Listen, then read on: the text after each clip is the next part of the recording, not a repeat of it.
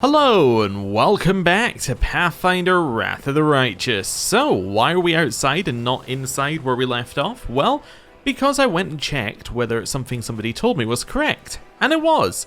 I have looked for Staunton some more, however, what the person told me is that over here, we have his brother. I haven't found Staunton. I actually don't think Staunton is around, but his brother is, and I think we can speak to him. Hello. Joran, a greying dwarf in a blacksmith's apron, is weighing a bar of light metal in his hand. He scrutinizes it closely as he holds it up to the light, looking at it from every angle, and doing just about everything but biting it to test its quality. Noticing you, he sets the metal aside. Ah, there she is, our saviour. Well, what would you like? Weapons, armour? Now that you lifted the siege, I'm swamped with work, but your orders come first. Are you Staunton Vane's brother? Yep. Where he goes, I go. That's how we've always done it, even before the Worldwound. I forge the armor, he goes into battle and breaks it, and he brings it back to me and I repair it and make it better than before. Everything's changed since then, of course, but that part stayed the same. What are you doing here? What I do everywhere. I forge metal. Everyone can fight, right? Breaking, destroying. Anyone you ask, they're ready to do it. Creating things, on the other hand, that takes a little extra knack. How long have you lived here?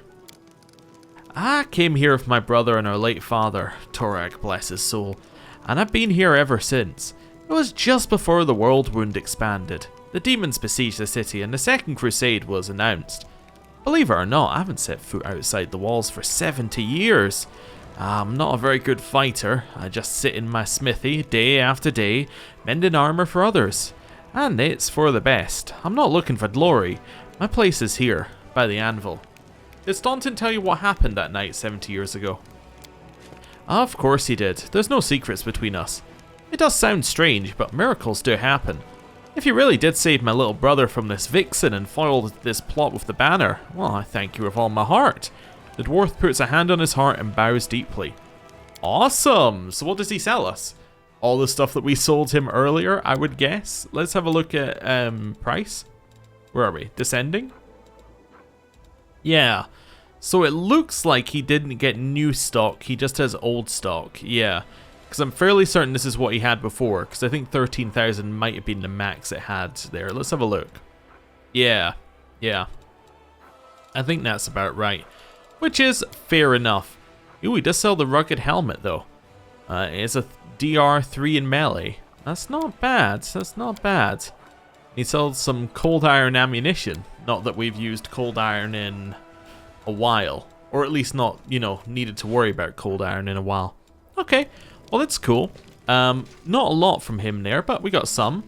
I'm going to go speak to Chief Sull next. Chief Sull, also actually while we're here, I should check that we don't have anything to sell. I'm going to go talk to Chief Sull next, because we have a ton to sell actually. Let me double check our type as well. We got any like normal stuff to sell as well? Yeah, like these grey taxes can go. I'm not sure about this. This can go into the not sure pile for just now. This one, that's probably going to go to Camellia. Don't need to worry about that. That can be sold. This one we're not sure about. Vast Intelligence can be sold. Cloak of Resistance 1 can be sold. Cool. We'll get a little deal for 7,000 there, which leaves us a little better off. Right. Camellia. Where are we? There we are. Right. So this buckler, +5 bonus to AC against ranged touch attacks. Against +2 dodge bonus to AC against attacks with two-handed weapons. Both very good. This, however, naturally gives just an extra AC, which means that like the first one would only ever be giving a +1, while the second one gives a +5 in some occasions. So I definitely think that is a worthwhile switch. Yeah, well that seems fine. Right, we'll leave that be. We might put, I'm not entirely sure what we're going to do with the rest of them. I guess they're going to go to the box, but if we need money, those are probably things that we can sell. Right, let's head down here and speak to Chief Sull and see what he has to say. Hello. I said no, Chief. Stop asking. Sull stands slouching, staring in the ground. You have to, Lan. Look at me. I'm old. What do I know? Kavesh. And you know everything around here. Yes, you do. You are young and strong. You can last a dozen years. You've always said I'm not one of you. How can I be chief now? I'm a loner by nature. Who's gonna listen to me? Half the time, I don't even listen to me. It's time for it's a new time for Nishers, Lan. You're young, and you're from the new time. They're confused up here under the sky, but they'll get used to it. I won't. I know nothing here. You know everything. Okay, how are we gonna go for this here?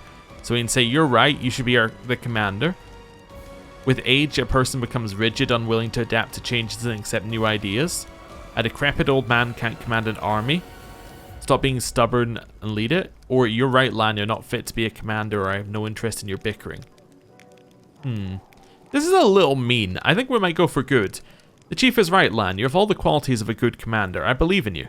Like, whether we fully do or not, I think actually is probably not the best choice, but whether we fully do or not, I think it's time for us to just, you know, put our weight behind him, and he'll do a lot better if we're supporting him rather than him taking it up and us not supporting him.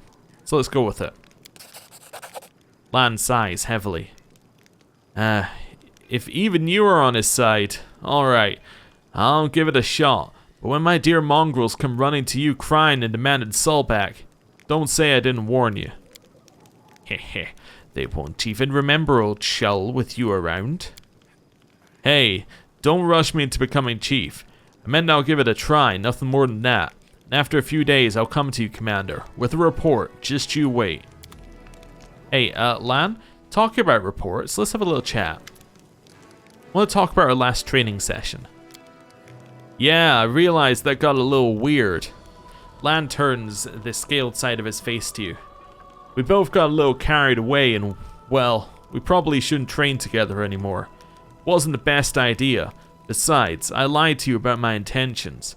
I couldn't just come out and say that I wanted to spend some time alone with you.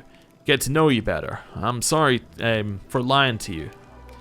Okay. Well, you have nothing to be sorry for, no offense taken.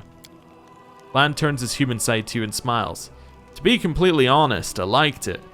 It was as if, by finding you, I started to understand you better, strange as that might sound. And of course it's flattering to have a beautiful woman completely focused on me, never taking her eyes off me, even if she is thrashing me in the process.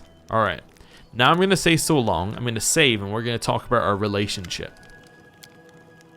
An opening that never bodes well. I'm happy with things as they are, let's keep seeing each other. Okay, and I thought you were about to say something terrible. Maybe you wanted to, but you changed your mind when you looked into my big, imploring eyes. Anyway, thank you. I'll try not to disappoint you. Okay, so we do have a relationship with Lan. Good to know. Hey, Wendowog, what do you think of your new clan chief? Lan is chief now. You must respect him. Rage flares in Wendowog's eyes for a moment, but the hunter looks down immediately and says in a servile tone, As you wish, mistress. I will obey. Okay. Onwards. I don't think she liked that. I think she's, yeah, she's probably plotting how to kill us. I think that's a fair assessment of how things are going. Okay, we wanted to speak to Ember because she had a crowd around her last time. I want to just double check that there's nothing new here. So she's next on the list. Hello, Ember. See ya. She just has a crowd. I was going to check on Nenio because we haven't checked on Nenio in a while, and occasionally she's like, I need some help with my latest experiment, or something like that. Let us be off. So let's have a look in here. And then to floor number 2. Get there in a second. There we go, second floor. Where is she? Hey, Nenio, what's up? Move. Nope, absolutely nothing. She just does not care whatsoever. Right, so I kind of want to check Crusade mode, but we can't check it from here. I guess we're gonna go back to base, as in back to like our bedroom, and then go check Crusade mode. Yeah, because I want to check when things finish. Because if it's a day until things finish, I don't really want to leave Dresden, so it might be a good point to maybe go and do some leveling. Follow me. There is one other person I want to speak to as well. I haven't forgotten him. I just haven't got back to him yet, and I thought that if we're going to check Crusade mode anyway, we might as well jump here and then go and speak to him afterwards. Right.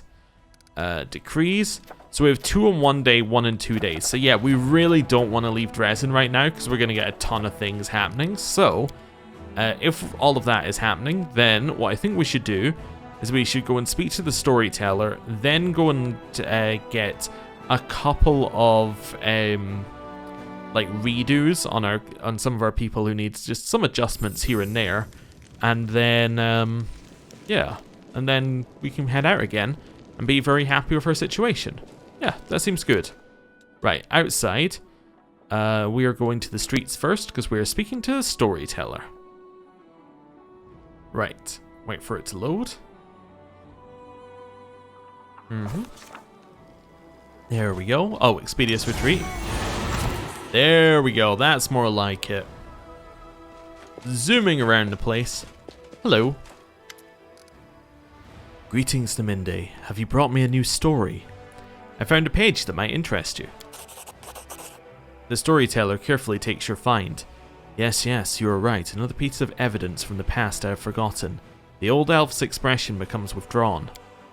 The storyteller clenches the pages you brought. His voice becomes a bit younger and more energetic. My feet are covered by a crawling carpet of locusts. A few insects got under my clothes, under my shirt, down my back, in my pants. They're crawling all over me, tickling my skin with their little legs. They will not attack until they recognize me as a stranger. Protective spells are guarding me, allowing me to deceive the pestilent denizens of the rasping rifts. I keep very still. I am but an observer, an uninvited guest who prefers to remain unnoticed. I don't hold my breath when Demon Lord Deskari swings his scythe over Izyagna. I feel nothing when Izyagna deftly avoids the blow and tries to strike Deskari in return. I am here by the order of Lady Nocticula. I must observe the fight and return to Alushanira. The affairs of Demon Lords do not concern me. Okay, why did Nocticula send you to follow Deskari? The storyteller shrugs absently. I don't know and I don't want to know. My service to the Lady in Shadow is almost over. It's the 17th year of my life in the Abyss, and I'm already counting days to the end of my term. Who is Izyagna? Or Izyagna? She is a rising demon lord, servant of Lamashtu. She simultaneously inhabits 7 mighty ant-like bodies. Izyagna and Deskari are always snipping at each other, but they dare not enter into open war, fearing Lamashtu's wrath. The storyteller chuckles. The current fight is just a small quarrel, 1 in a million. Izyagna comes to the Rasping Rift with only 3 of her 7 bodies. I'm sure it'll be easy for Deskari to destroy the intruder. Where's your friend Kinney now? The storyteller's lips part in a smile. Here with me, of course. The stubborn lad refused to stay in Alushanira and volunteered to accompany me to the Rasping Rifts.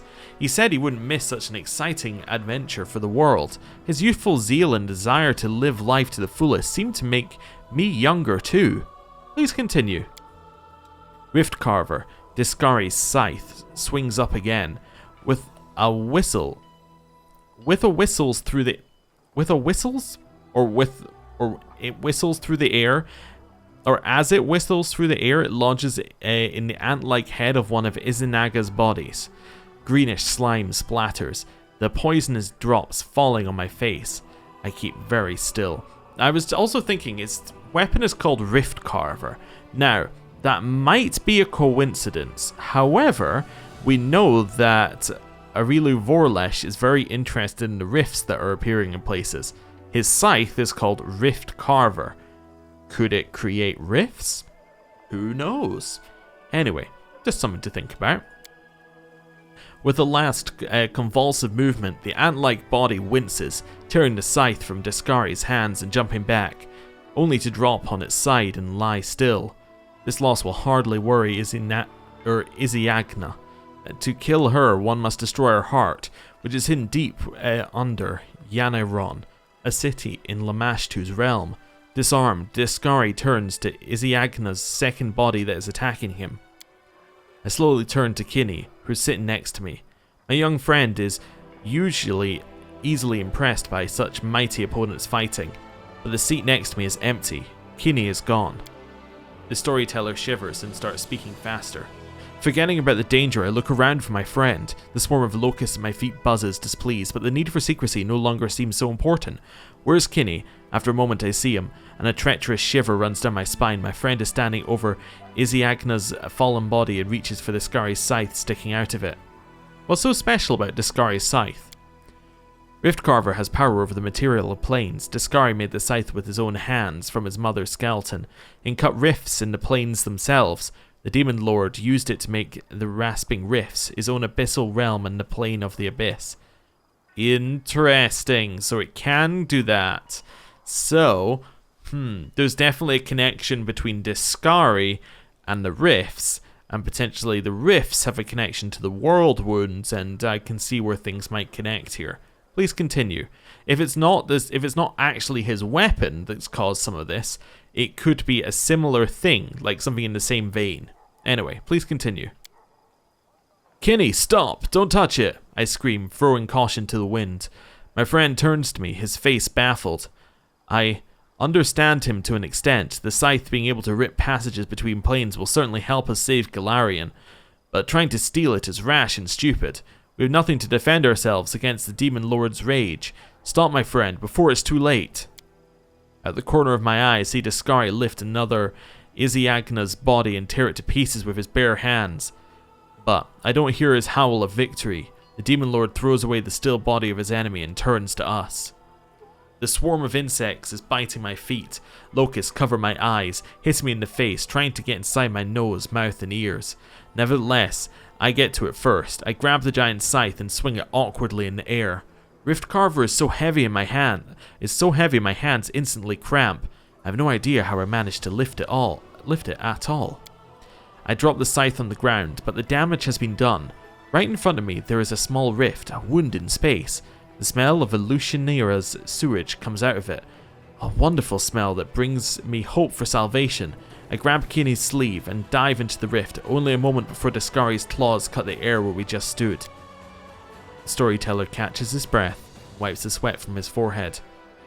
I angered a Demon Lord. My life was hanging by a thread.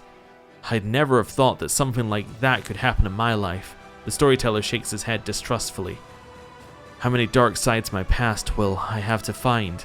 I'm starting to fear what I might see in the next pages of my notebook. Alright, and then we can do this again, which is the same thing that we just did, but we're removing the option from the menu, basically. I found another page. Okay. Nothing else. Cool. Where are we going? Items? Oh! He actually had something new. A cloak. Okay. Where were we? Yeah, let me touch it and I'll tell you what I can see. The storyteller's fingers run over the piece of old cloak. I sense power. This item belongs to someone truly powerful. It was created as a gift. It's so hazy. I would like to learn this story, but it would take much to revive such a mighty relic. You can get 5 vials of magic essence, 2 bars of cold iron, 2 vials of demon blood, and 3 skins of magical creatures. I will try to restore it. Now this is very interesting. So we've already shown him Radiance, but we suggested that Yaniel's past might have changed. So therefore Radiance's past has changed? The storyteller touches the blade with his finger. Sadness rings in his voice. Dresden is doomed, but it's holding fast for now. The Sword of Valor is protecting it.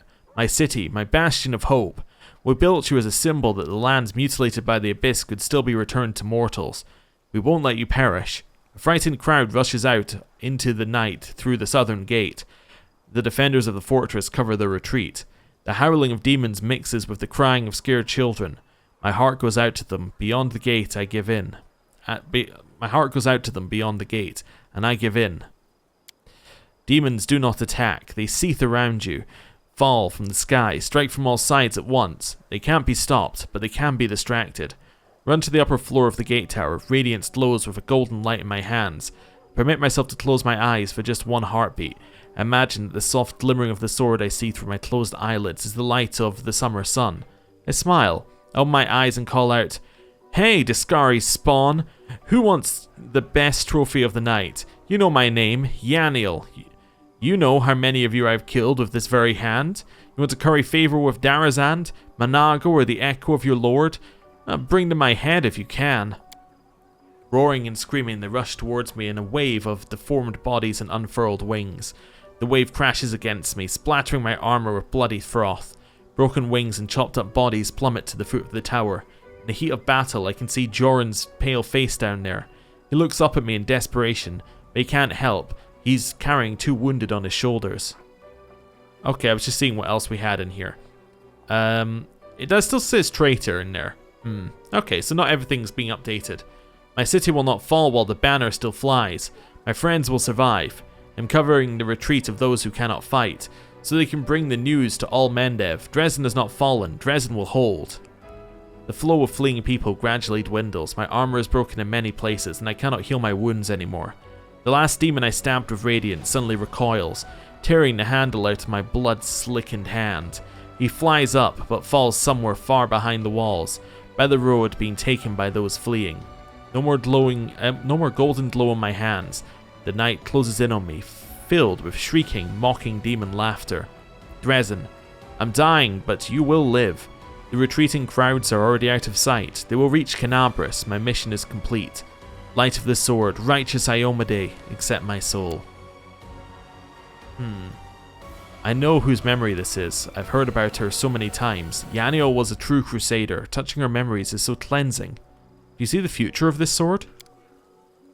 I'm holding it. I'm holding it again. Radiance.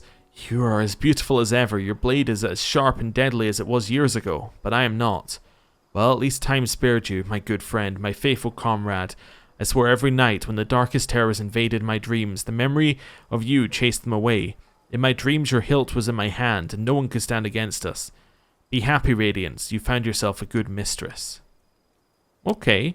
Interesting. So that actually did change. That's an interesting point there. So now we know whenever we change something that we should, and we know that we've got an item related to it, we should speak to the storyteller. Okay. What I want to check here is, so we got 7 of those. So if I got some cold iron, we'd probably be laughing. So we have 3 cold iron and 7 magic essence. Okay. Well, what am I missing then? Okay. Oh, I can check my quest log for that one. That's okay. So 3 vials, tick, tick. Demon blood, magical creatures. Demon blood, magical creatures. More cold iron and demon blood. Okay. And I guess I don't have the demon blood. Is that what we're getting at here? I would find that likely as I don't have that much demon blood. In fact, I have no demon blood. Okay, well that's what I'm missing then. Okay, cool. Right, now I was going to go respec. I think we should do that, yeah. And we can check the time on a respec as well. Now, we were told the first couple would be free. I don't know how much they're going to cost when they start costing money. But we'll see, we'll see. Right. Down here, in. Now, let's go this way. Try to think of the people we need to respec. Let's have a look at our list. Who do we need to respec? Or who should we respec? We should definitely respec. Like, who would be a nice to have and who is necessary? You don't need to be respect. I think you're fine. We actually haven't used you enough to know if you're good or bad. You are coming into your own, which is kind of cool. Oh yeah, it was also pointed out that Soulshear was Staunton's weapon, so it's kind of weird that Soasil still has it, but you know, weird time travel-y things mixing with game mechanics. Horse definitely doesn't need respect. Horse is perfect. Ember, we could respec Ember. I don't think we need to respec Ember, but there has been an argument that Ember would make a relatively okay bard. And the logic behind this is that she has high charisma. This would then mean that anything that's kind of between like anything that's kind of pure spellcaster based, we could then give to Nenio, like this fireball stuff and all that kind of malarkey. And then we would also be able to bring Ember along in more interesting party compositions. So she wouldn't be filling like the same spellcaster role, which would actually mean that we're down to a singular spellcaster in that role. But she could fulfill just like a general buffer role, which would be interesting. My problem with it is that the way I see it, right? You've got us, we're kind of like, you know, half buffing. Like we've got some utility, we're kind of frontliney. You've got Sela, who is pretty much in every single party formation that we have. So we got us two in the party pretty much 100% of the time. You have to take a thief, which means we're taking a Rochelet, Camellia, or Woljif in every single party. We like to take an archer, which means that it's either going to be Lana or Rochelet. So it pretty much means that it'll be, like, if a Rochelet comes, then we won't take any of these three. But that's fine. Then we got magic user, which would be like Nenio or Ember right now. But if we respect Ember, then we're left with just Nenio fulfilling that role. Unless, of course, we spec Woljif further into that role. Like further into magic, which isn't currently where we have them. So you got those kind of roles.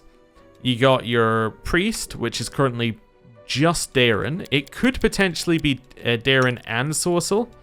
The Sull kind of feels like that extra role, and that extra role is the one that anyone could fulfill, just kind of where Greybor is as well. It's the I do something else. Like he buffs himself and provides like some extra buffs to the party. Greybor does like a lot of damage in theory. Wendowog does a lot of damage in theory. Regil provides us a little bit more frontline and does a lot of damage and is kind of difficult to remove. So that's kind of where our party is right now. And the problem with Respec Ember is that if she changes to a different role, she then like is competing with a different set of people. So if we change her to Bard, she's probably more competing with the Sull, Greybor, Wendowog, and Regil role. Like that extra role that we have. Which, you know, might be good, but it does mean that in terms of like, do we need a spellcaster? If yes, take Nenio would be like our calculation, which might still be right, but it's interesting to think about. Anyway, so we got that one. Now there was a reason I wanted to respec Woljif. I can't remember what it was, but there was one reason where I was like, oh yeah, we could probably respec him. I don't think it was major. I think like it was maybe we can optimize us moving into Eldritch Knight better. But I don't think we need to worry about it. Someone suggested we need to redo Wendowog for reasons. We do need to respec Camellia slightly. Now, I'm still actually kind of happy with our single point and Hunter. I think single point and Hunter Forester is actually okay. But she shouldn't have taken nails at this level. So effectively, we're doing that also. We can change one of these. Rochelet is fine. We're just Spectre straight down the line here. Maybe there was one where, yeah, I could maybe respec land slightly. Level 10 is not necessarily the best level to have switched over. Like, we might have been better off switching earlier because, I mean, there's no real reason for us to get combat mobility. And, where is it? Flurry and Blows upgrading? I think it was a Flurry of Blows or it's unarmed strike upgrading, yeah. So, like, realistically, we don't actually need to go all the way down into where we've gone here with them. Like, we've gone all the way down to level 10, when actually we could have switched his class much earlier. Either that, or we should probably level him more in order for him to get like the increase in unarmed strike. Like, where we are now, we're like 2 levels off from getting an upgrade, but we've also put a couple extra levels into it. But like, let's say we went to level 8, we got him level 8, he gets his restoration 1. We then get maybe even level 9 we could take, and we don't take level 10. That could work. Or we switch him at level 9 as well, and then he'd be like level 4 Slayer by now, potentially. He'd have sneak attack. He could be a very different character, potentially. So we could do stuff there, in theory. Or we could do the opposite. We take points out of Slayer, put them in here, go up to level 12, which then gets him his unarmed strike bonus damage from this one. And then we start looking for a class which we can switch him into after that. That's potential. Anyway, I've kind of looked back and forth at the classes a little bit. What I think we're going to do is we're going to put a cut in the video. I'm going to look and see who we want to change around, and then we're going to change them. So we'll be back in a second. Right, so I've gone and looked at everybody who needs respect, and I have 4 options for us. I have Ember. Ember would be an option to respec if we wanted to change our class completely. However, I don't feel like she's underperforming right now. I feel like she's performing roughly as well as Nenio, minus the haste spell, but you know, that's something we can get elsewhere. We can get that from Woljif, so I think that Ember is firmly in the okay category. We don't need to switch her right now. Nothing about her build is terrible, necessarily. Well, that's arguable, obviously, but I think that she's kind of okay right now, so we're going to leave her where she is. If at any point we're not using her, or we feel like she just doesn't fit into our party, like if Nenio just becomes the better Ember, we might switch her up, but right now, I'm okay with that. Wendawog. The suggestion was that we switch Wendawog's build around to a Dex build, and we make her use the Elven Curved Blade. Well, we don't have a particularly good Elven Curved Blade. I mean, we do have the one that we sold a while ago. At least I think we sold it. Anyway, we have that one. But beyond that, we haven't really found another one of those weapons. If we do find one, it might be worth switching Wendawog over to a Dex version of her current build, because, well, she already had points in Dex when we got her, so we could put our attribute points into Dex instead of into Strength, and she suddenly becomes a very different character for us. She suddenly has a lot more dodge ability, she has a little bit more damage, and, you know, there are some benefits there. However, because we don't have the weapon, it's kind of a moot point. Once we get one, then we can make the decision, but she's kind of on hold as well. In second place, and our third one that we're looking at here, we have Camellia. Camellia, we need to respec because we took nails. Is there any other reason to respec Camellia? Arguably, but we're not going to do it for any other reason. We're only going to redo it for nails, so that's one of our options. And then, in first place, and the one that we would do, if not for a minor issue that I found with the respecing process, we have the PC. Now, we could switch us over to an Inquisitor that gets Inquisitor's Bane. This will give us a ton of benefits, including such things as not having sentence, and it would give us benefits of being able to move our feats around, and just generally would make us a much stronger character. However, there is some issues with it, and I'm going to show you the results of the issues with it. Actually, you know what I'm going to show you first? I'm going to show you what happens if you go and respec, and you'll get a rough idea of what's going to happen here. So if I say I need training, and we want to respec us, first of all, it makes you redo the entirety of character creation. By that I mean it makes you reselect absolutely everything, down to your race, down to your alignment, down to your ability scores, down to your voice, down to your name, everything. And that's not too big a deal. It's a lot of busy work, but it's not too big a deal. However, if you do all of that, and you respec your character, as I have done here, here's one I prepared earlier, I think this is the right one, we will find that actually our alignment doesn't stay the same as it is now. Our alignment acts as if we are a brand new character, which means instead of our alignment being firmly in the top left as far as it can go, our alignment is actually changed to be in the middle of lawful good. And we lose all of our choice history from the game from the history screen. Now, I don't think this would actually affect the game too badly, but it is kind of annoying, and I think that I like our choices that we've made to kind of be visible on our character. Now, I don't know if it has any gameplay impact whatsoever, but this history screen, just having this on it, like this isn't doing it for me. And this is really my only real issue. In terms of a class, if we go and have a look at our class is so much better. What we would get is we would get all of these teamwork feats, in theory, which is great. We get solo tactics, which lets us use them without using any companions, which again, huge benefit, potentially. We would get Inquisitor's Bane, which would then stack with our Aeon's Bane, which again is very, very, very good. And a number of rounds per day would stack, which again, great stuff. And we get feats, which we don't currently have, because I don't have point blank shot. So instead of point blank shot, we would have combat, well, we'd have blind fighting earlier, we'd have combat reflexes, instead of destructive dispels, we'd have like weapon focus. There's some good stuff in here. There's definitely some good stuff in here. However, because of that alignment screen, we're sticking with the one that we have earlier, which means effectively the only person that we have to respec is Camellia. So we're going to respec Camellia. That's essentially where we've got to.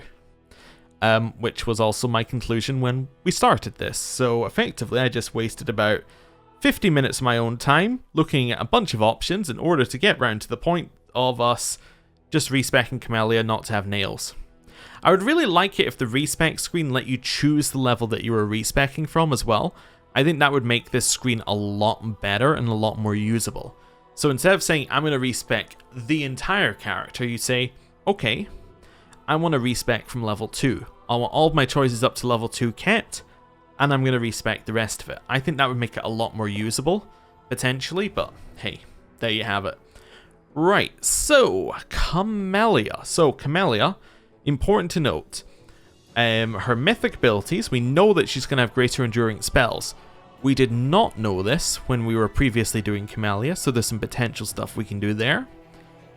Also, I just realized that I want to do something on my side screen so that I can have Camellia stuff showing up properly. Yeah, okay, 2 seconds. I will have this set up. It's just so I can see what we previously leveled on her, or at least the pictures for it, which will help me quite a lot. Right, so we have greater enduring spells, which means that when we're doing her spell stuff, we might want to have a look at them and just check that, you know, we're taking stuff that works with greater enduring if we can. And the other thing is, everything we're doing is to make her better at being a melee, you know, stab them kind of fighter. So if we've got anything that enhances that side of her, we should look at it. So let's go into Camellia. Into Hilor. Hello, I need good training. Camellia, let's go. So, at level 1, well, level 2 I guess, but it is level 1, we're going to take Hunter, we're going to go Forester. I think I'm actually happy with that, even though, you know, you could argue whether it's, you know, optimal or not. I still think that this is something that I want for her, because I want to get that class skill on stealth, but apart from that, yeah, nothing too exciting there. Right. Then we take these. So Trickery, Stealth, and I've forgotten the last one. What was our last one? It's Mobility for 3 ranks, but Trickery, Stealth, and...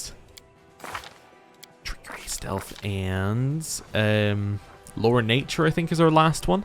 Oh no, it was Perception. Alright, Trickery, Stealth, Perception, but 3 points of Mobility. Okay. Need good training. Oh, where are we? Camellia. So we go Hunter Forester, which we could argue about, but I think that I'm happy with it, so we're going to go with it. Trickery, Stealth, Mobility. And then we want her to get to Mobility 3. After we do that, we put points in Perception. Then we get into choosing these ones. So for her, Lead Blades will become permanent, so this seems like a good one.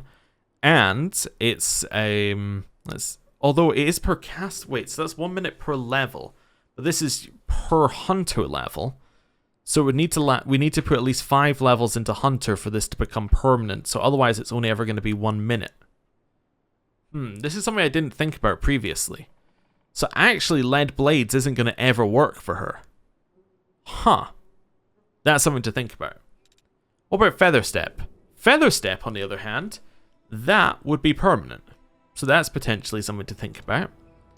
Anything else? Like a long time? None of these other ones are that long. Longstrider? Longstrider. There you go. So this gives us a bonus to our base speed. So Longstrider and Feather Step.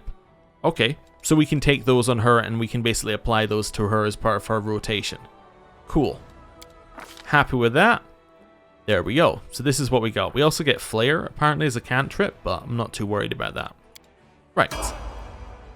Level 2. Oh, so that takes your day. When the moment you do the first level, that's when it does the day. Interesting. So at level 2, we want to go Spirit Hunter. That's fine. Last point in mobility. And then we want Trickery. Yeah, although actually we're not able to put any extra points into Perception here. I guess maybe we didn't have points in Perception because I actually think it was only +7 or something, so that's fine. Yeah, we'll go with this. Feat. So the feat that I took was Weapon Focus, and I took Weapon Focus for Rapier. I'm fairly certain that's what I did. Yes. There you go. And then we take Ice Plant. So just straight away, easy choices. Gives us AC, it's good. I don't see an issue with that. We take a level 3. At level 3 we take an extra point in here, so we were aiming for just Dex, I think? Yes, just Dex. Like, just straight up, put points into Dex. Now we have 3 in mobility. We can put our points in like this, and that starts working. Then we get our new spells. We don't even need to select spells, which makes it much easier. Right. Next level, another point here.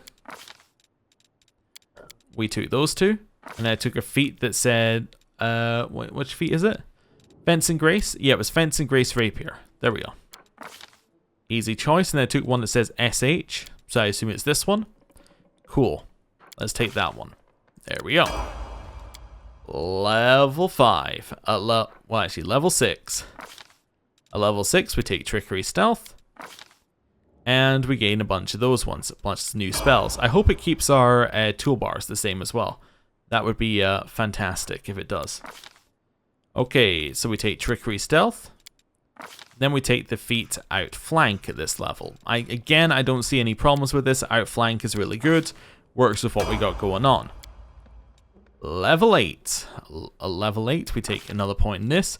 We take another point in Just Dex. And we take a point in Trickery and Stealth. Okay.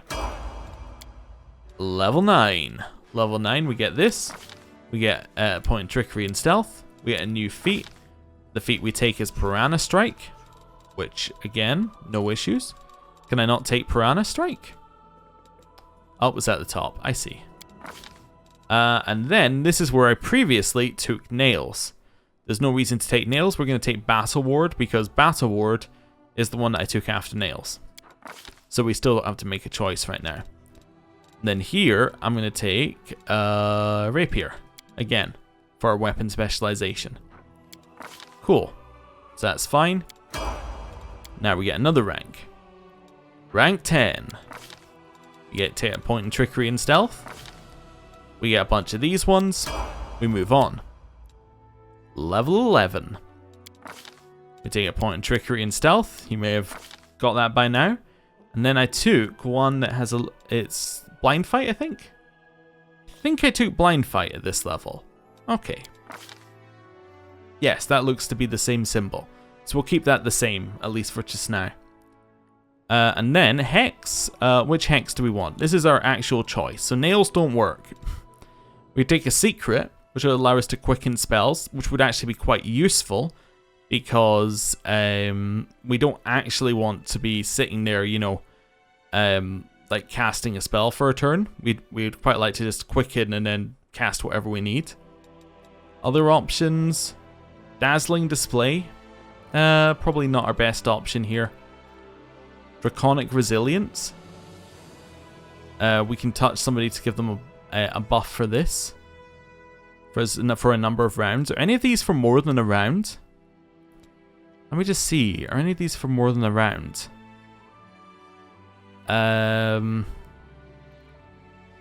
Not that one. Well, I mean, that one is for more than a round, but it's like under certain circumstances. Fortune, this is for a number of rounds. Oh, that's for one use, I think. Fury. Target receives a morale bonus on attack rolls. Bonus to saving throws against wisdom. Which would be a plus, because we're at least level 8 by now, this would be a +3 to those. Okay, so we could do that. That's not the worst one. Yeah, maybe I'll take Fury. Sure. There we go. And then we get level 12. And level 12, we take yet another point. We get our 24 dex. We take a point in trickery and stealth. And there we go. Mythic rank. We can leave this pretty much as it was. Elemental Barrage. Followed by Piranha Strike Mythic. Followed by Enduring Spells. Followed by Greater Enduring Spells. There we go. Camellia is Respect. Respeccing takes a ton of time, but that is 1 day past. Okay. Let me just check that she's got everything redone. No longer has a weapon equipped, which is kind of weird. We give her the Ray Shield, and we give her this one, Mind Piercer, I think it was. Yeah, that seems fine. Yeah, that's good. Did she also have one of these on her? I think she did have a Holy Light Crossbow, which I guess she could have again. There's no reason for her not to. She probably had that, Lady Calandria's chain shirt. Yeah, and then... yeah, I think the rest of it's kind of fine on her, was it? I see what she unequipped. Bone Amulet, interesting. Clear Purpose. Alright, Clear Purpose is probably down here then. Unless she still has it. Oh, she still has that equipped, never mind. Belt of Dexterity, she unequipped. Okay, but she re-equipped that one as well. Yes, okay, that's fine. Although she doesn't really need it, but that's all okay. Is the Entrapping Longbow better for her? I don't know. They're both much of a muchness. I think that her Holy Light one's probably slightly better. Okay, cool. Right, we're going to leave her be for just now. And we're going to leave this corner. Okay. Spent far too much time there. Luckily, not as much time on the video. But anyway. Right, so we're going to leave here. Basically, I did all of that to remove nails. That's just a... the cost, or the time cost analysis, whatever we're going to call it, it's not good there. In fact, why am I walking back as well, talking about taking time? I want to just teleport back, and then we should get 2 events when we enter here, which would be nice. Maybe just 1 event, but at least an event. There we go. Hello. It's our logistics meeting, I think. Hail! Dorge Linda Stranglehold salutes you for a bad hand. Amidst the critical shortage of supplies, a number of soldiers who call themselves the Fellows of the Crusade have set up a black market in the army. They steal everything that's not nailed down. Trade medicine for swords and spell scrolls for tobacco and rations. They know better than to ask for anything from command, so they take care of themselves. And if someone's not happy with the trade, out come the knives. I don't know how to deal with it except by alleviating the shortage of essential supplies.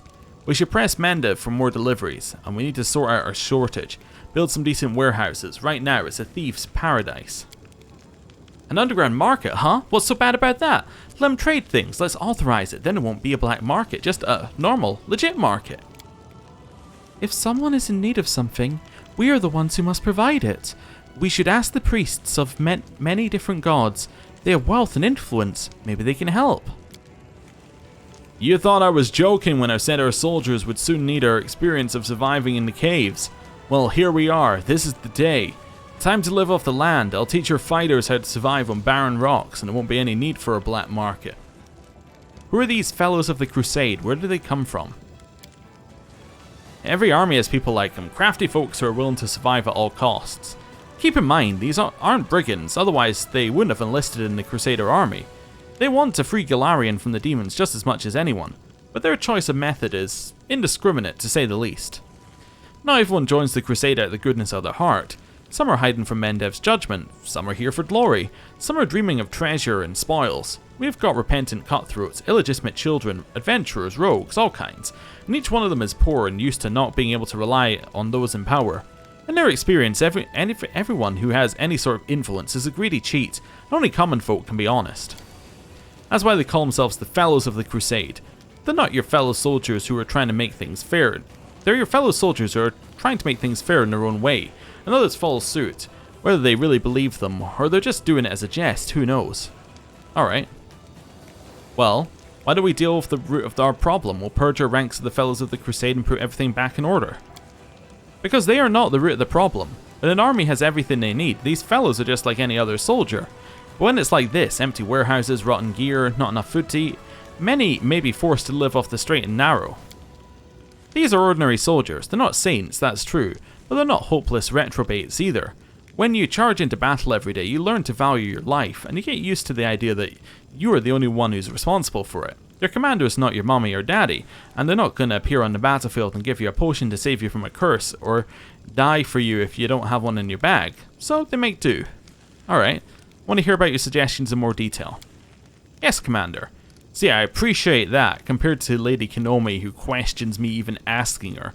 This person's like, no, this is very reasonable for you to ask more details.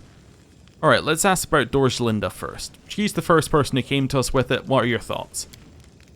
We need to keep pressing Mendev, double or triple our efforts if we have to, until they finally get proper supply chains up and running. Let the Queen come up with a new tax, or make the aristocrats pay up, or go into debt. That's not our problem. Neurosin sent us here to win a war, so let's make them take care of our needs, honestly.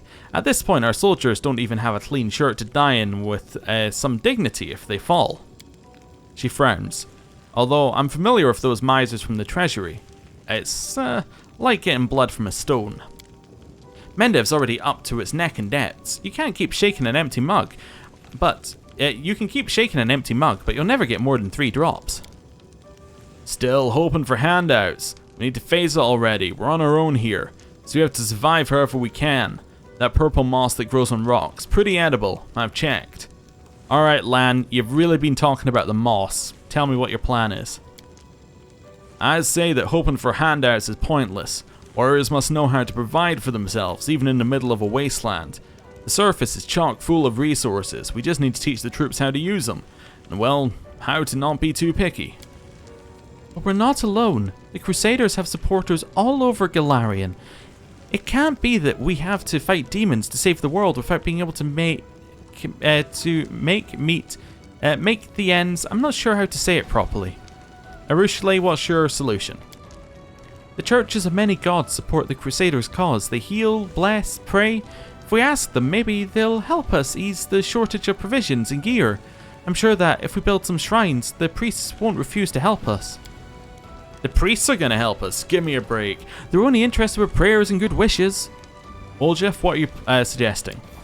Fighting under the counter trade goes about as well as smacking nettles with a stick. Swing all you like, even pave over it, it'll just grow through the stone. If the soldiers are trading, it's because they gotta. So let's trade out in the open. We'll build them a market, keep an eye on it to make sure there's no tussle and that the trade's more or less honest. We'll even be able to make a tidy sum out of it ourselves.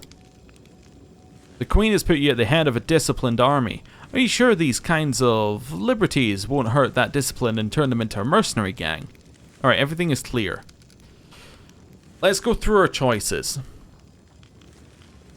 This is a tough one. A lot of them are close. I feel like Woljif is the lowest in my assessment. My problem with Woljif is that it does sound a little bit like chaos, which, to be fair, all of his suggestions are basically anarchy reigns, you know?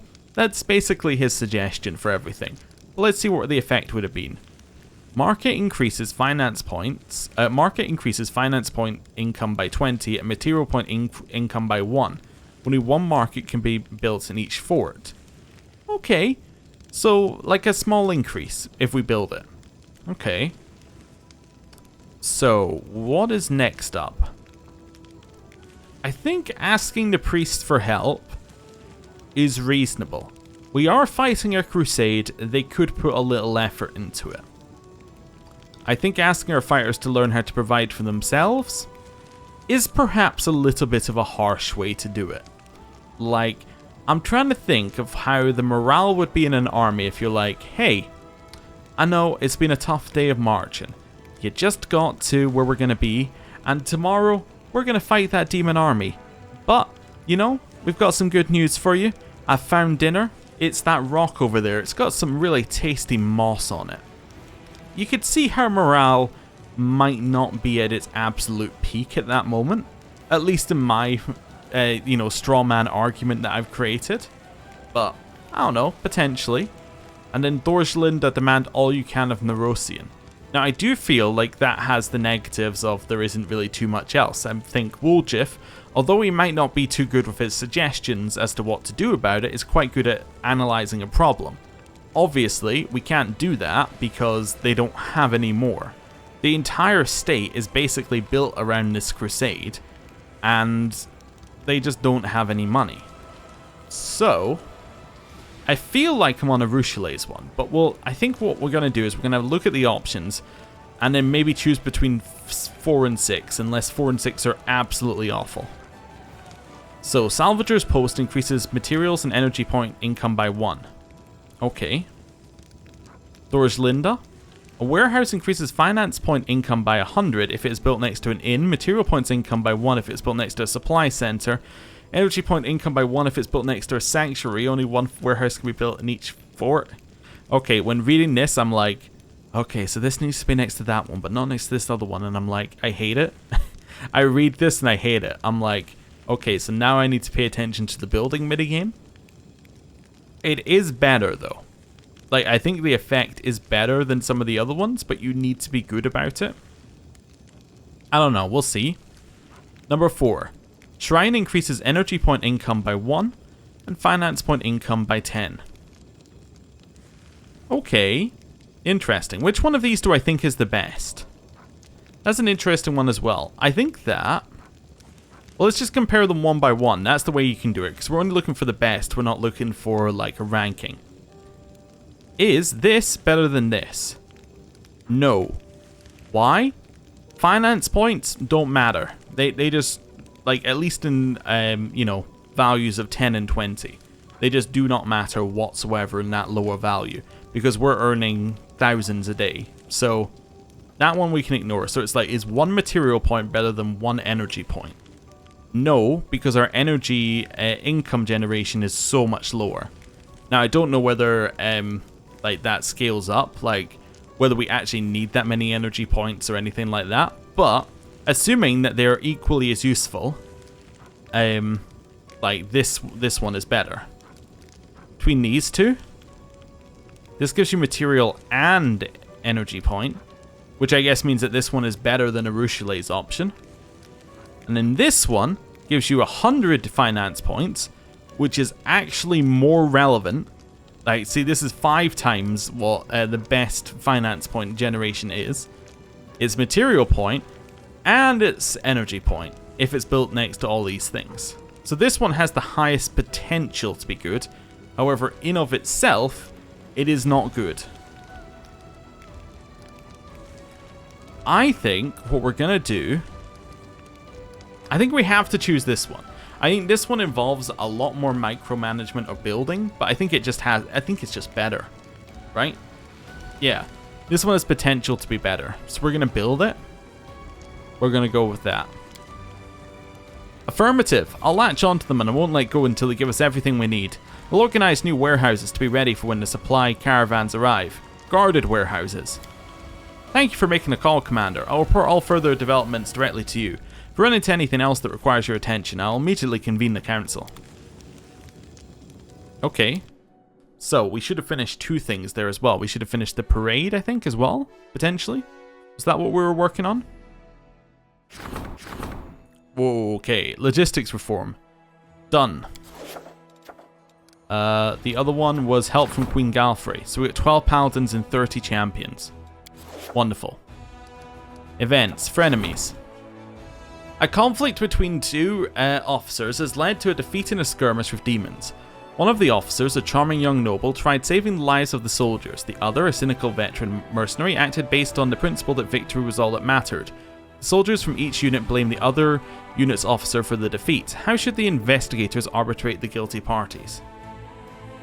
Punish them both and get us leadership. Okay. I'm just looking here. So leadership. Punish the young one. Get Crusade morale. Don't need to do... we don't need to do that.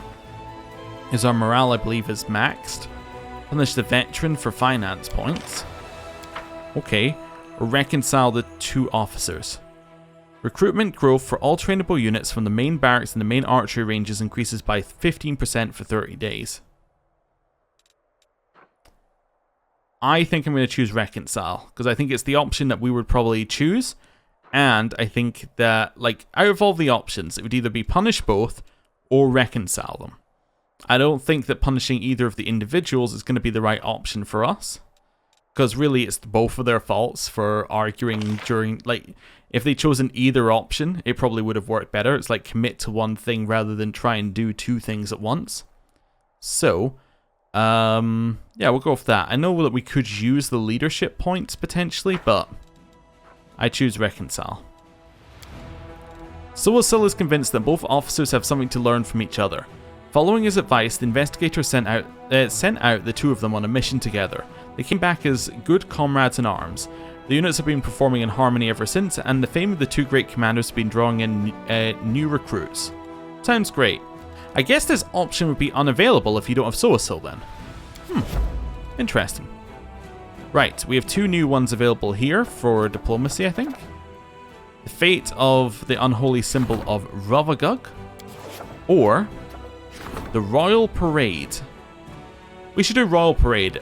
Income, like 10% income is good. So we'll take that one. I'm not too worried about the fate of the unholy symbol of Ravagug. Okay. This one's going to be finished in 1 day. Let's have a look at our campaign map mode for a second here. Now, we did get these. Is it these two that are new, or is it these two that are new? I think it's these two that are new. Yeah, we need to merge you into other armies. There we go. So you're going to move over to 2 small. You're going to move over to Crusader Army 2. Awesome. 2 small is actually now a strength 2 army. This one's a strength 5 army and it's got nothing in it. No positives whatsoever. You've got 40 movement now actually as well. We should probably move them along a little bit, yeah. Let's try and move them up there. Can I quick save here? I can. Nice. Let's move these guys along this way. What's this one? I don't even know what that is. Okay, head up here. Keep going. Hey, we can fight the level 5 army all alone up here. That's exactly what we want to do. Now, apparently this we can actually cast. We choose the base. So like choose that and then hit the base of the thing, or... There we go. Yeah, you see you have to kind of click there-ish. That's really awkward, but you can do it. Okay, so we lowered their morale, and now we're fighting them. Let's go.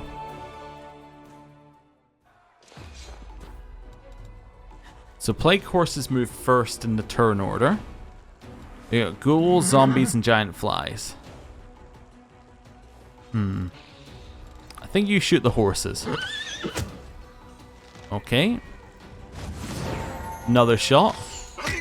Perfect. Mongrel should be able to finish them off, which then gives us another turn. Nice. With a buff. Shoot the giant fly. Very good start. Now you could run all the way up here and start hitting giant flies. I think that's a good move. Okay. These guys are potentially walking over here. Move those ones up to block that passage up there. Then you can come and hit the ghouls. Okay. Chance you kill all of them. Very cool. That gives the mongrels another turn. So they shoot that one. Explosion happens. We can shoot the giant flies. Right. You can then... Oh, I should also probably do this as well. Lowers speed, but gives you more attack.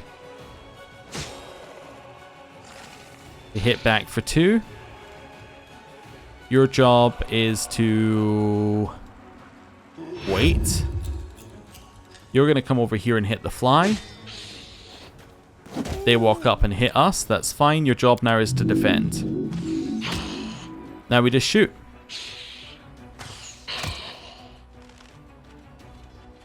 Over here. Nice. Attack here. Just lowering the amount it can move. And then attack here. Now we just attack until the end.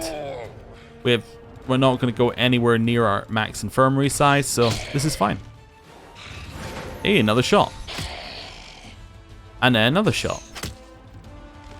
And then we can hit them again. And then again, I don't know why I moved out of the way for them there. That was very nice of me, I suppose. Hit them again. Hey, 0 damage. And they're dead. Cool. Straightforward fight. We lost 8 units.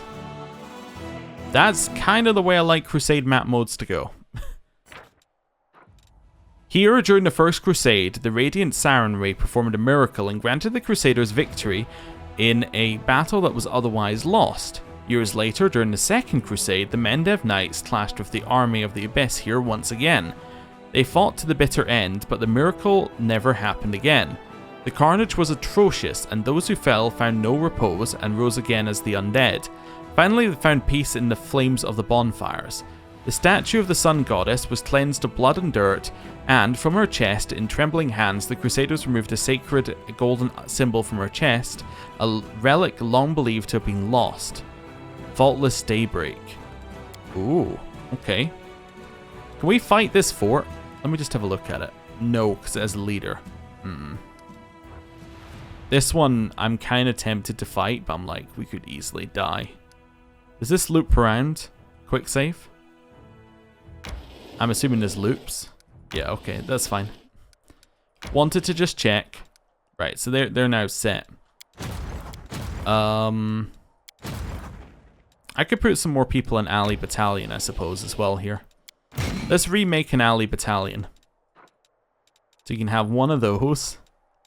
What else have we got? I suppose we could have the Paladins in it. And then... Is this it? This is everyone we have in Dresden? Yeah, that's kind of a problem, isn't it? Let's rotate the bandits. Yeah. We do something like this, which isn't great. Let me just check here. Yeah, I can merge these guys. You're gonna go into 2 small here. Nice. So now we're down to our 3 armies. Alley Battalion isn't quite good enough to go out, but it's almost there. If we got a few more champions and a few more paladins, we could maybe make an argument for them to be used. Like Boring Squad just heading back. Or like maybe heading over here. Yeah, I think Boring Squad could take out those guys. So let's make them head over there next. Yeah, I think that seems like the best option for us. Okay. And now we can actually access Woljeff's quest, which is great. And we can figure out what this is, because I actually don't know what that one is. Right. Slave there. Let this go all the way to the end. I don't like how it says beware the succubus, and I'm like, but the succubus is in our party. Like, that could be bad. Especially as we saw that she wants to suck the spark in our soul. Something along those lines. So yeah, there's some issues there. Oh, right, yes, the box. It's been a while since I was last at the box. We got to drop off some things. Right, do we drop off that one, that one, that one, that one, that one, and that one? There we go. It's a little bit better. We might want to sell some of that, but we'll drop them off for now. We know we've got 1 day till Chinook. But I think that we would probably be good to... Yeah, we probably... Actually, I'm just going to leave us here. Oh, I haven't rested yet? Oh, rest. Or at least we... Wait a second. Have we really not rested at all? Because... The reason I'm saying that is this guy still has wisdom damage? Or is it permanent? It's permanent. Okay, so we need to get him some kind of wisdom. You know what I think we could probably do with him? We can wait till he next goes out and then just get somebody to remove it. Oh no, we haven't rested yet. Okay, we'll rest. That's fine, that gets us that day done. You're always harping on about how everything's terrible and the suffering's only just started and all that. So why are you always smiling? I don't want my suffering to start. I'd actually prefer it if I suffered as little as possible, thanks very much. Wendewog? But what you want and how things are, they're 2 different things, right? Let's not wish for anything and just enjoy what we have now. It's Ember. Okay. You can see how I could get the two backstabbing characters mixed up. Oh, hello. Lathamus. An older man in dusty traveling clothes waves at you. His face is tanned, but his grey eyes are bright. Commander, well, aren't you the commander? Well met. My name is Lathamus the Antiquarian. I study ancient relics. Perhaps you've heard of me. Though if you haven't, it doesn't matter. An antiquarian. Well, I've never heard of you. I don't chase glory. It's enough for me to know that I bring knowledge to the people of Golarion. Some have used my discoveries to earn fame and fortune, but I remain a simple antiquarian. Okay. An antiquarian? Do you sell anything? Alas, I don't. They call me the antiquarian because of my love of ancient items that might otherwise seem mundane and useless. If you understand the principles of archaeology, sometimes even a shard from an old oil lamp is enough to shine a light on the darkness of history. You have an aura of a criminal. What are you hiding? Lathamus looks at you intently, then his lips curve into a thin smile. I have nothing to hide. Perhaps you've mistaken me for someone else. I advise you to think twice before throwing around such accusations. The job I am offering you will be profitable to us both, or for us both. What do you want from me? I am planning a rather dangerous expedition, and I will need the help of a strong, skilled warrior. Not without recompense, of course. I found an ancient map leading to a certain cave system, a dragon burial ground, but it wasn't merely a place where old dragons came to die. I have a theory that once upon a time a great battle took place in these caves and many relics and artifacts were left behind. You're waging a long and difficult war. Help me uncover the secrets of the dragon burial ground and I will give you all of my savings. Believe me, I've earned a lot during my years of travel. All I need is for someone to clear my way down into the caves. Who knows what sort of demons inhabit that place now? I'd like to know the details. Of course, I will answer any question you may have. Why do you want me to get personally involved? You could just ask me to send an armed escort with you on this expedition. Lathamus looks around. I don't think I'm trying to disparage them, but they are ordinary soldiers after all. What if we discover treasure down below? Will they resist the allure of gold for the sake of science? Will they keep our expedition a secret even if my competitors promise them huge sums of money? No, I'm sorry, but I will only rely on someone who is trusted by the Queen. Where did you get this map of the Dragon Burial Ground? I bartered it from a ranger in exchange for an amulet. The ranger wasn't keen on going deeper into the Worldwound, and I doubt he even understood how valuable the map might be for science. I dare say he made a poor bargain. Tell me more about your theory. I'm interested in dragon history, from the days of Apsu and the creation of Dahak up until now. But dragons are reclusive creatures, and they don't enjoy discussing their history with strangers. Sure, we know about many historical conflicts involving dragons, but as for large-scale battles between dragons, they prefer to keep quiet about those, and thus we historians remain in the dark. Apsu. Apsu the Waybringer is one of the oldest and mightiest creatures in existence. According to draconic lore, he and his mate, Tiamat, spawned the dragon gods who created the whole world. Apsu is the patron deity of all good and metallic dragons. He remains a father figure to almost all dragons whom he loves as his children. He is numbered among the divine creatures which fought in the battles to defend all of creation against Rovagug. Unsurprisingly, most of Apsu's worshippers are metallic dragons. Few non-dragons take up his cause, although honourable humanoids of an interest in draconic lore have taken up his faith from time to time. They typically wear a gold dragon's foot brooch, or have other custom-made equipment in the shape of a dragon's foot. Golarion lacks much of a centralized church of Apsu. The largest congregation of humanoid Apsu worshippers on Golarion is known as the Platinum Band, which maintains relatively small centers of worship in Opara and Absalom. Cool. And then suddenly I find this map that identifies this cave system and its surrounding area as a dragon burial ground. But mass burial sites are so uncharacteristic of their kind. Dragons are reclusive by nature, both in life and in death. I assume an ancient battlefield awaits us there, but who fought whom and for what cause? This is what we have to find out. Can you imagine? We could discover a brand new, heretofore unknown page of history. Apsu, Dahak, who are they?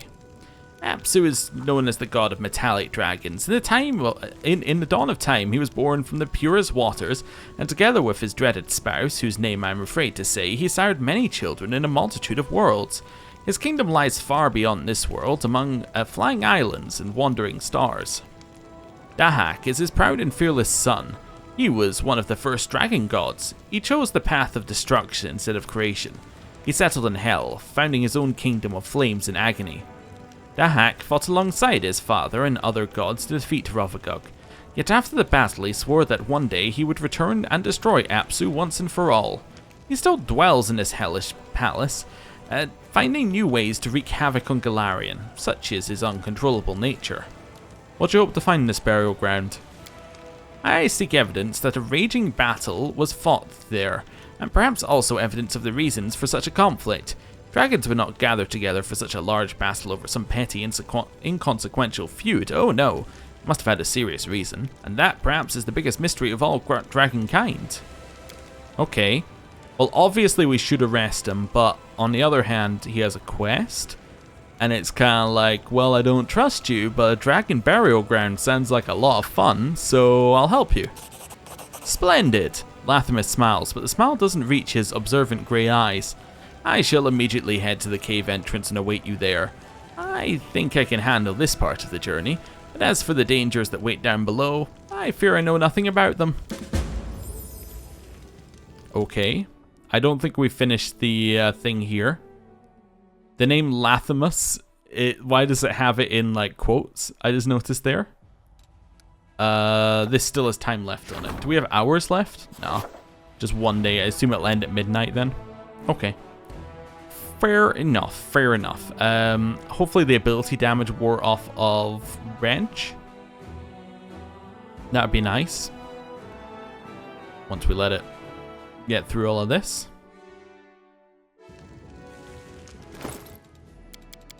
The ability damage did indeed wear off of him. Wonderful. So, we probably want to head out and go towards Woljif's one now. Even though Krenuk's thing is not quite finished, we want to do that. But before we do that, we've got one last thing to do, which is to read this. In the course of the First Crusade, a group of Sarenrae worshipping healers went to the aid of Galfrey's army. However, in the dark of night, they were attacked by a gang of demons and demon-worshipping cultists who had edged into their rear. Though unskilled in battle, the clerics and healers fought desperately, repelling one attack after another. But the sides were not evenly matched. No one was left to repel the final attack. All of the Sarenrae adepts were wounded. No one was able to raise their swords, so they met the enemy with prayer. And a miracle happened. The morning broke an hour early, and the first rays of dawn expelled the demons into the abyss. The light healed the most terrible wounds of the mortals and brought the fallen, whether righteous or sinful, back to life. Both the believers and the misguided shed their tears. They fell to their knees as one and prayed to the bright goddess for forgiveness, and forgiveness was granted. Not a single mortal died on that bloody night. The last and brightest ray of dawn blinded everyone and took the shape of a sacred symbol of Sarenrae. They named the relic Faultless Daybreak and placed it on the breast of a statue mounted on the site where the miracle had happened. Okay, so it sounds like that's going to be some kind of healing amulet, which is great. Right, so I'm going to end the episode there. Thank you for watching. Also, I've just realized something. I realized this when I did my respec of the character. These two things I have here, Find Traps and Effortless Armor, I want to test something. Because they are in my Mythic spellbook, right? So these are a Mythic spell. Now our caster level is 8. Does it give us 8? Does it give us 20? Does it give us 12? How many minutes does that last for? That lasts for 8. Okay, cool. So it is Aeon caster level. I just wanted to check because I wanted to know quite how long it was. Luckily, it is still more than 5 minutes. I was a little bit worried that our Aeon caster level was going to be 2, and that was going to cause us some severe issues there, but no, we're fine. Okay, good to know. Anyway, the reason I wanted to look for that was so when we went down Enduring Spells, we were actually getting those spells, and that we didn't need to take them in our other class, like in our Inquisitor class, to have the benefit of them. Anyway, that's fine. Right, I'm going to end the episode here. Thank you for watching, and I will see you next time. Goodbye.